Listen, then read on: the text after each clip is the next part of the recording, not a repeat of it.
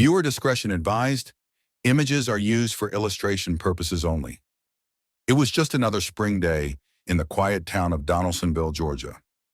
The air was thick with the scent of freshly plowed earth, and tractors rolled slowly across the fields, preparing for another harvest season. This was the kind of place where families grew old together, where neighbors waved at each other from front porches, and where a man's word meant more than a signature. It was the kind of place where evil should have no foothold. But on May 14, 1973, something unthinkable happened, something that would change everything. The Alday family had lived in this corner of Seminole County for generations, proud, hard-working, and tightly bonded by both blood and land.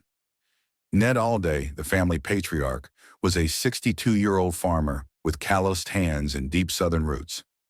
His sons, Jerry, Chester, and Jimmy, were no strangers to the grit and grind of rural life. They worked the soil from sunrise to sunset, earning their living the old-fashioned way. Jerry's young wife, Mary Alday, was just 26, known for her kindness, beauty, and quiet smile. Her future was supposed to be long and full of laughter. But that future was about to be torn away. The Aldays lived in two modest trailers on River Road, surrounded by open land and thick woods. The trailers weren't much by city standards, but they were home. That morning, Ned and his sons had gone out to tend to their crops. It was business as usual, and Mary was running errands in town. They had no idea that just a few miles down the road, four men, strangers, were rolling into Georgia with blood on their hands and more violence in their hearts. Carl Isaacs was just 19, but he'd already lived a life of crime. He, along with Wayne Coleman and George Dungy, had escaped from a Maryland prison just 9 days earlier. They were joined by Carl's 15-year-old brother, Billy Isaacs, who had run away from a troubled home. The four were armed, desperate, and searching for a place to hide, a place they could rob for gas, food, or anything of value. As fate would have it, they stumbled upon the Alday property. The Aldays weren't expecting visitors, certainly not the kind that rolled in with rifles and dark intentions. The first person to return to the trailer that day was Jerry Alday. When he walked through the door, he was met not with a hug or a meal, but with a gun barrel. One by one, the family members came home: Chester, Jimmy, Ned, and Uncle Aubrey. And one by one, they were forced inside, held at gunpoint, and lined up like cattle. There was no escape, no bargaining, only fear. The killers took their time. That's the part that haunts most people. This wasn't a quick robbery gone wrong. It was a calculated slaughter. Jerry, Chester, Jimmy, Ned, and Aubrey were each executed, shot in the head at close range. Their bodies were found lying on the floor of the trailer and in the yard, as if their lives had been discarded like broken furniture. But the nightmare wasn't over. Mary Alday, unaware of what had happened, returned from town. When she stepped out of her car, she was seized. What followed was an unspeakable act of violence. She was abducted, driven deep into the woods, and sexually assaulted. Then she was shot in the back and left face down in the dirt, alone, brutalized, and discarded like the others. Hours passed before anyone knew what had happened. The Alday family wasn't the kind to miss work or vanish without a word. When relatives arrived at the property later that day, they were greeted by a scene so horrific it would scar their memories forever. Blood pooled on the floor. The trailer was riddled with bullet holes, and silence hung in the air, broken only by the wind rustling through the pine trees. Sheriff's deputies arrived soon after, and even hardened lawmen were shaken. "This is the work of monsters," one reportedly said. The Alday farm had become a massacre site, a place of unfathomable evil. This is the Untold Trace, and I am your host. What began as a quiet day in the fields had ended in the worst mass murder Georgia had ever seen. A family wiped out in a matter of hours, a town thrust into mourning, and a manhunt just beginning. Stay with us. The truth behind the Alday murders runs deep, through prison gates, interstate highways, and courtroom battles that would stretch for decades. Don't forget to like, follow, and subscribe to the Untold Trace for more chilling true crime stories you won't find anywhere else. Before the Alday massacre stunned the nation, the four men responsible were already running from something. Their crimes didn't begin in Georgia. They began in the cold corridors of a Maryland prison and the shattered childhoods that led them there. This was no spontaneous outburst of evil. It was a storm that had been brewing for years. Carl Isaacs was born into chaos. Raised in a broken home marked by poverty and neglect, he turned to crime as a teenager, breaking into homes, stealing cars, lying with the smooth confidence of someone who'd already decided the world owed him nothing. He wasn't just hardened, he was cold. The system tried to intervene, but by 19, Carl had already served time in juvenile facilities and eventually landed in the Maryland Correctional Institution. That's where he met Wayne Coleman and George Dungy, two men with similar stories, similar anger, and the same thirst for rebellion. Coleman was a bitter, sharp-tongued drifter with a lengthy rap sheet. Dungy, a slower thinker but no less dangerous, was more of a follower, but under the right influence he was lethal. Together the trio was volatile, and when the chance came to break out, they didn't hesitate. On May 5, 1973, Isaacs, Coleman, and Dungy escaped from a pre-release unit in Jessup, Maryland. It wasn't Alcatraz. This facility was minimum security, meant for inmates deemed non-violent or nearing the end of their sentences. The irony would be sickening in hindsight. They simply walked away, disappearing into the early summer heat like ghosts. They needed help. Carl turned to someone he knew would come through, his 15-year-old half-brother, Billy Isaacs. Billy wasn't a killer, not yet, but he was vulnerable, easy to manipulate, and desperate to belong. Carl's charisma and dominance made Billy feel safe in a twisted kind of way. That week, Billy ran away from his abusive home and joined his brother and the two other fugitives. He brought with him a stolen car and a boyish sense of adventure. What he didn't realize was that he was stepping into a nightmare. The gang was now 4 strong, armed, and moving south. They needed money, food, weapons, anything to stay ahead of the law.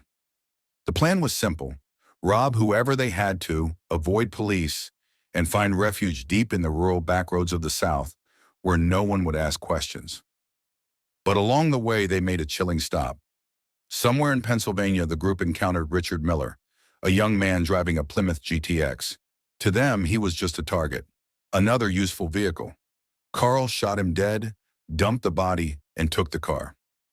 No hesitation, no remorse. Billy watched. He was now in too deep. By the time they reached Donaldsonville, Georgia, nearly 1,000 miles from the prison they'd escaped, the gang was restless. They were low on gas, broke, hungry, tired, and on edge. But Carl had a rule: no witnesses. That mindset would turn fatal when they saw a gas pump sitting outside a trailer home on River Road. It was the Alday residence. They pulled in, thinking they might steal fuel or ransack the place if no one was home. But when Jerry Alday returned unexpectedly, everything changed. What might have been a robbery became something much darker. Carl Isaacs didn't like surprises. He liked control, and when he lost it, violence followed. Now, in the aftermath of the killings, the fugitives hit the road again, panicked, filthy, and dragging with them the weight of 6 murdered people and the horror they'd left behind. Their stolen car was now filled with weapons, cash, and personal belongings from the Alday family. Blood still stained their boots, and the law was closing in. The manhunt launched by the Georgia Bureau of Investigation was immediate. Roadblocks went up. Alerts were sent out across state lines. The Alday murders shocked the entire country, not just for their brutality, but for how senseless they were. There was no motive beyond impulse, no logic, no warning, just cold-blooded murder. Back on the road, Carl was unraveling. His confidence was giving way to paranoia. He was convinced the police were behind every curve in the road. The group drifted westward through Alabama, Mississippi, Tennessee, dumping one vehicle and stealing another. But each move left a trace: a sighting, a license plate, a gas station receipt. The net was tightening. Then came the break. In West Virginia, just a few days after the massacre, police officers stopped a suspicious vehicle. Inside were 4 ragged, exhausted men and a trove of stolen goods tied directly to the Alday family. They were arrested on the spot. Billy Isaacs didn't fight. He didn't argue. In fact, he talked for hours. He laid out the entire timeline. Every mile, every gunshot, every scream. He didn't pull the trigger, he said, but he saw everything, heard everything. Carl's grip on him had cracked. Back in Georgia, the authorities braced themselves. This wasn't just a robbery. This was the worst mass murder in Georgia's modern history. The courtroom was already being prepared. The townspeople gathered outside the sheriff's office in quiet shock. Grief turned into rage. When news of the arrest broke, the headline in the local paper read, "Alday Killers Captured," the kind of words that stir a town into mourning all over again. They were no longer fugitives. Now they were defendants. And the next chapter of this tragedy would unfold in a courtroom surrounded by anger, tears, and an unyielding hunger for justice. The Alday farm on River Road had always been a place of peace. Green pastures surrounded the modest trailers, the land worked by generations of Alday hands. It was a quiet sanctuary where the only sounds were the low hum of a tractor, the distant call of birds, and the familiar voices of family. But on May 14, 1973, that peace was violated, and the land that once grew crops would soak in blood. The four fugitives, Carl Isaacs, Wayne Coleman, George Dungy, and Billy Isaacs, had no plan when they turned onto that dirt road. They didn't know the Alday name. They didn't care. All they saw was a gas pump. To them, that meant someone nearby had fuel, and fuel meant survival. It was as simple and savage as that. The trailer appeared empty. Carl sent Billy inside first to scout. The teenager hesitated. He didn't want to break in, but Carl's glare silenced any doubts. Billy climbed through a window, unlocked the door, and the others stormed in. Once inside, they began rummaging through drawers and cabinets, looking for guns, food, anything of value. But then, the door creaked open. Jerry Alday walked in, fresh from a long morning working the fields. His boots were still caked with soil. He wasn't expecting anyone, certainly not three armed strangers in his home. Carl turned and pointed a gun at him. Jerry's hands went up. He tried to speak, maybe to reason, but Carl ordered him to sit on the couch. The robbery had now turned into a hostage situation. Minutes later, Chester Alday arrived. He stepped out of his truck and walked toward the trailer, likely thinking about supper or chores. When he entered, he was met with the same chilling scene. His brother held at gunpoint, strange men rifling through his family's belongings. Chester didn't resist. He joined Jerry on the couch. Then came Jimmy Alday, the youngest of the three brothers. He was only 25, full of energy and optimism. The pattern repeated itself. Walk in, gun to face, sit down. One by one, the Alday men returned home, like lambs unaware of the slaughterhouse ahead. When their father, Ned Alday, arrived, the scene grew heavier. Ned was the patriarch, the backbone of the family. His face, weathered and stern, had likely seen many hardships. But nothing like this. Carl didn't care. To him, Ned was just another body to control, another variable to eliminate.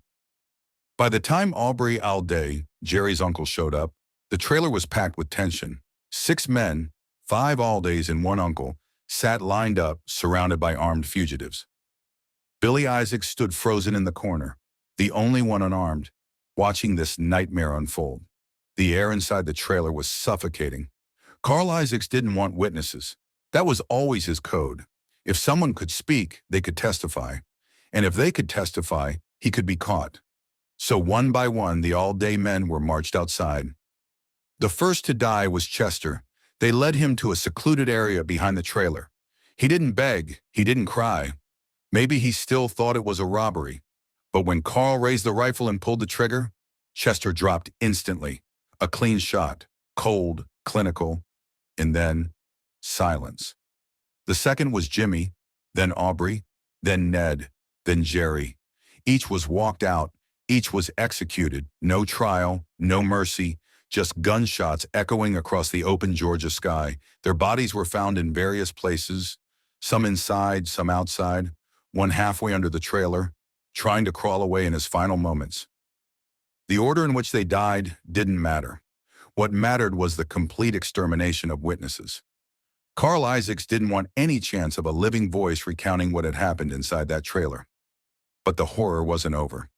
Mary Alday had been running errands that afternoon. She was young, only 26, bright-eyed and full of life. She stopped at the drugstore in town, picked up a few groceries, and headed home, completely unaware that she was driving straight into a trap. When she pulled into the driveway and saw strange cars and no one outside, she may have sensed something was off. But before she could turn around, they had her. They dragged her from the car, screaming. Her keys fell. Her groceries spilled.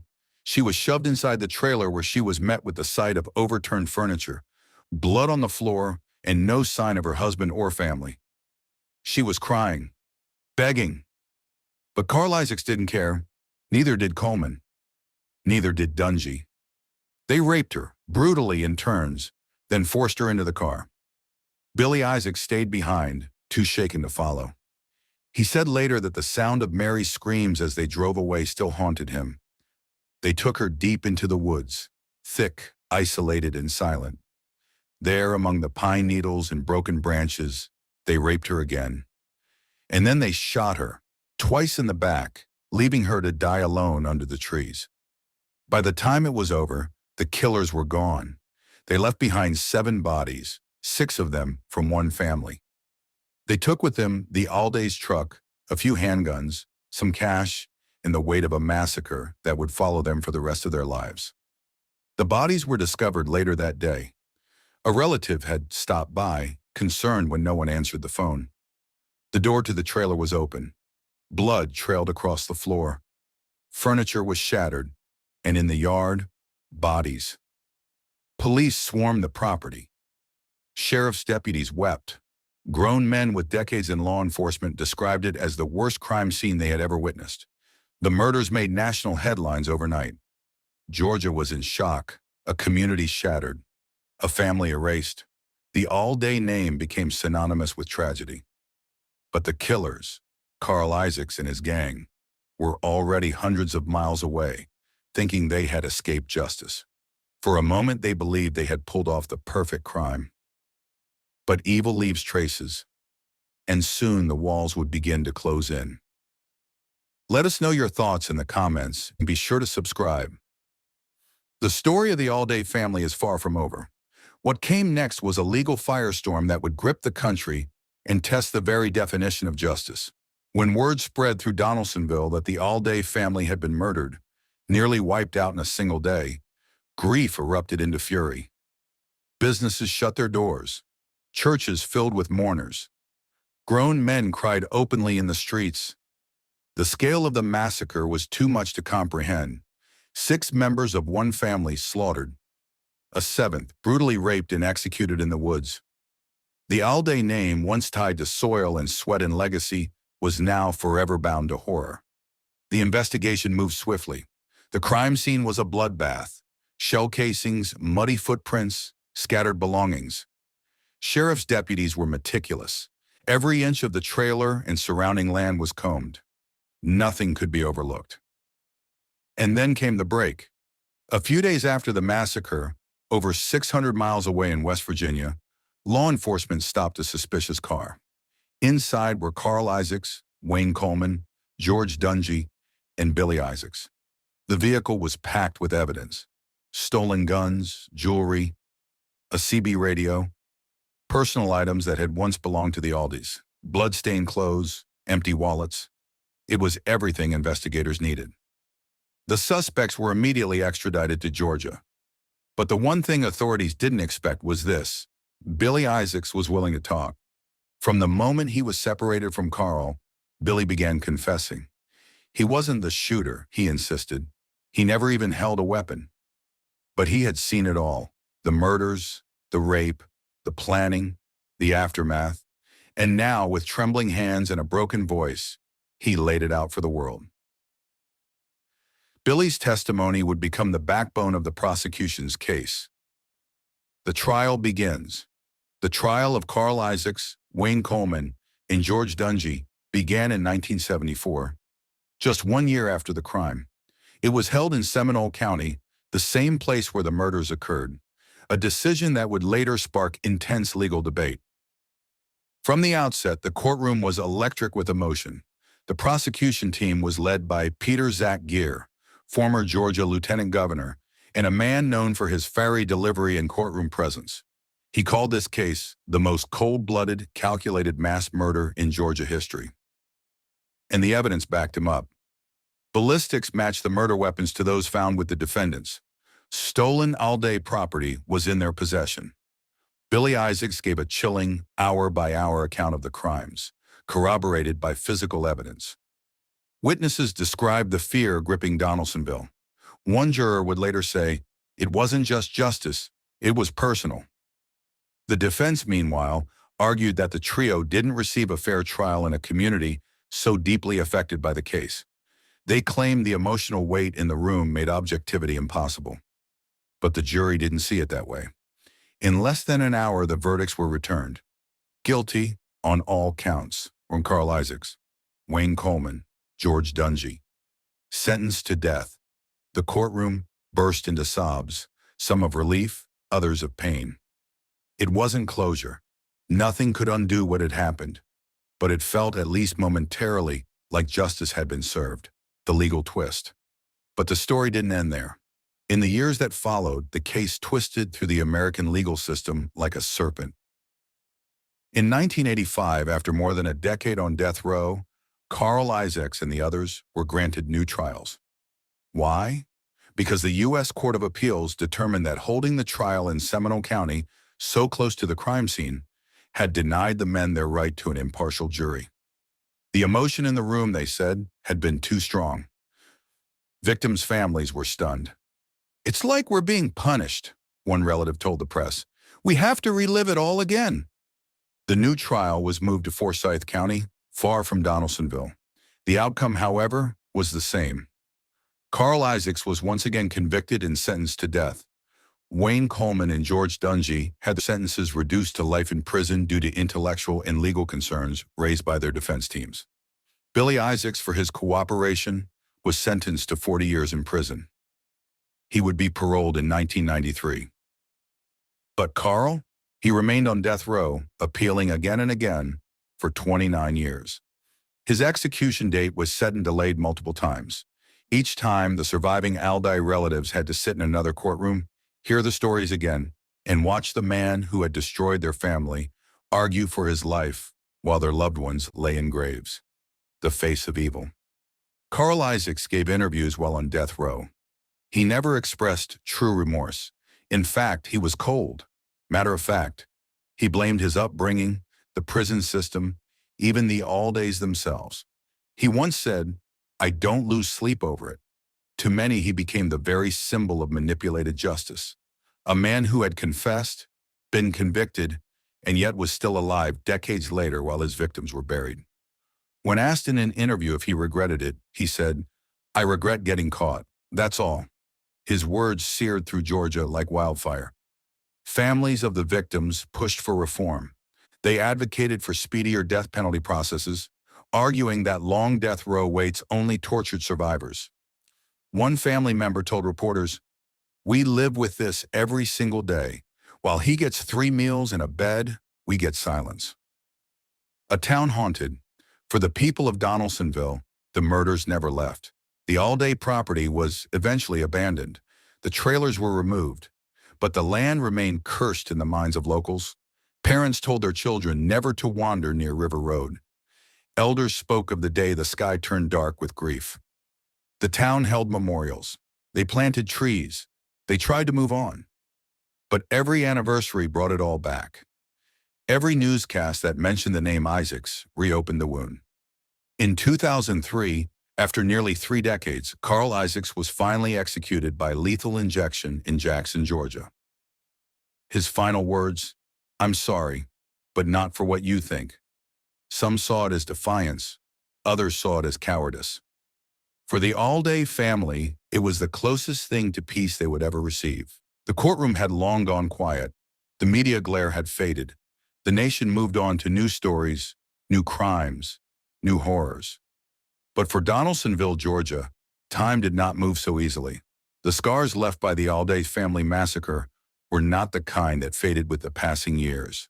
They were burned into the very soil, carried in the hearts of everyone who knew that family, or who lived in that town, or who simply passed by that cursed mobile home on River Road. It had been decades since that May Day in 1973, when 6 members of the Alday family were brutally gunned down in their own home by 4 escaped convicts. And yet, in so many ways, the clock stopped ticking for that community the moment the blood spilled. The justice system may have continued to grind forward, sentences handed down, retrials held, appeals filed. But closure? That's a word that never truly arrived. Carl Isaacs had become a symbol, not just of evil, but of bureaucratic delay. Convicted of the worst mass murder in Georgia history, sentenced to death multiple times, yet still alive year after year, while the Aldays lay buried. Each appeal, each technicality that postponed his fate, reopened wounds for the remaining Alday relatives. For them, it wasn't about vengeance. It was about proportion. It was about watching the system keep alive a man who had shown no mercy. It was about fairness, something the Aldays never received. Carl Isaacs spent nearly 30 years on death row, the longest stay in Georgia's history at the time. His case was cited in debates about capital punishment, prison reform, and legal process. But for the people of Donaldsonville, he wasn't a case study. He was a ghost they couldn't exorcise. In May 2003, 3 decades to the month after the murders, Isaacs was finally executed by lethal injection. Some saw it as justice delayed but not denied. Others saw it as too little, too late. But in the sterile chamber at the Georgia Diagnostic and Classification Prison in Jackson, Isaacs finally met the end he'd been evading for so long. His final words were haunting. He did not ask for forgiveness. He did not show remorse. He merely stated that he had made peace with himself and that he hoped the Alday family could move on. But how could they? Mary Alday's sisters still mourned. Jerry, Jimmy, and Chester's children had grown up without fathers. The matriarch of the family, Ernestine, never truly smiled again. For them, peace was a word they heard in sermons, but never found in life. The other assailants met different ends. Wayne Coleman and George Dungy, both sentenced to life after their retrials, died in prison. Coleman in 2003, the same year as Isaacs. Dungy followed years later. Billy Isaacs, the younger brother who had turned state's witness in exchange for leniency, served time and was eventually released in 1993. He gave interviews, wrote a book, and claimed he lived every day with regret. Some saw him as a traitor to his family. Others saw him as a coward who failed to stop a massacre. But in the eyes of the law, he was the key that opened the truth. Without his testimony, the prosecution may have failed. Despite the executions, the incarcerations, and the decades, the pain never left Donaldsonville. The house where the murders occurred was torn down, but the land remained, overgrown, silent, and haunted. Locals spoke of a chill that lingered near River Road, a heaviness that settled into the air when you got too close. Most avoided it altogether. Children were told stories of what happened there, not just as a cautionary tale but as a rite of passage. The Alday name became a symbol, not of the lives lived, but the tragedy endured. Schools taught the case in criminal justice classes. Churches prayed for the souls lost and for justice served. And in quiet corners, surviving relatives held each other a little tighter, understanding that evil had once walked among them. The tragedy shaped policies. Georgia hardened its stance on parole for violent offenders. Other states took notice. Politicians invoked the Alday family when arguing for the death penalty's necessity. The case became larger than the town, larger than the crime. It became a political weapon, a legal milestone, and a cultural memory. But beneath all of that were the people, real people. A mother who had to bury 6 family members. A town that stopped feeling safe. A generation that inherited grief. And though the headlines stopped printing, the trauma did not. No documentary, no execution, no amount of years could rewrite what happened on that hot spring day in 1973. Still, in small ways, the town tried to reclaim its peace. The Alday cemetery plot, meticulously maintained, became a quiet sanctuary. Flowers appeared regularly, even decades later. Community members gathered yearly to reflect, not just to remember the crime, but to celebrate the lives lost. Carl Isaac's name might remain in law textbooks and death penalty debates, but in Donaldsonville, it is the Aldays who are remembered. Jerry, Jimmy, Mary, Chester, and the rest. They are remembered as farmers, siblings, spouses, and parents. Their story wasn't just one of death, it was one of interruption, a peaceful life broken by monstrous cruelty. And while the world moved on, the untold trace has not, because some stories demand to be told again, not for the sake of horror, but for the sake of truth. If this story gripped you, check out our other haunting investigations, like, comment, and subscribe to The Untold Trace. The stories that linger, the truths that were buried, we bring them to light.